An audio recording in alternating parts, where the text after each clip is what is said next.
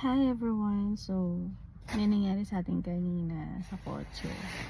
Habang naghihintay tayo sa kotse, yung next car sa kabila, malaki, sa black car, hindi ko nasasabihin yung car and model niya. Nung inopen niya yung door niya, na-hit yung sasakyan natin. Kasi yung sasakyan natin maliit lang. So, na-hit niya. Pero pag once na ako yung nag-open ng door ko, hindi ko siya mai-hit. Kaya yung mga small car dyan, mag-iingat sila pagka nagpa-park sila malapit sa mga big cars, especially din sa mga truck.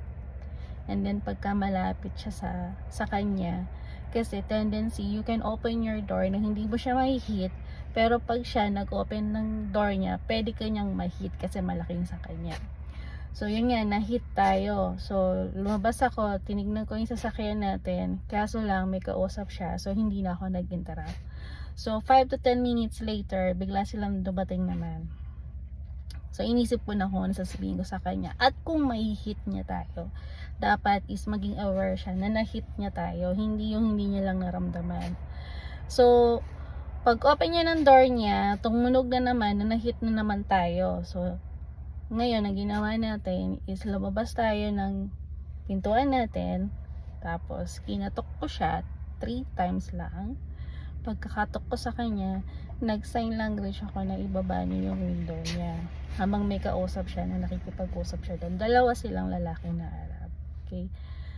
So, sabi ko sa kanya, pagkababa ng window, sinabi ko sa kanya, brother, next time when you're going to open the door, be careful, especially when on your next are those small cars, cause you might hit them. Tapos sabi niya, sorry sa my sister, I'm sorry. Then yung katabi niya na Arab din, naging hindi siya ng sorry. So at least aware sila na sa susunod, hindi na nila gawin yon. Kasi akala nila, wala lang sa kanila pag nakakatama sila ng sasakyan. And then they are Arabs. Minsan kasi pag Arab kasi, normally sa mga Arabs, malalakas ang boses nila pag nagsasalita. At feeling galit talaga sila. Kasi that's how they express themselves.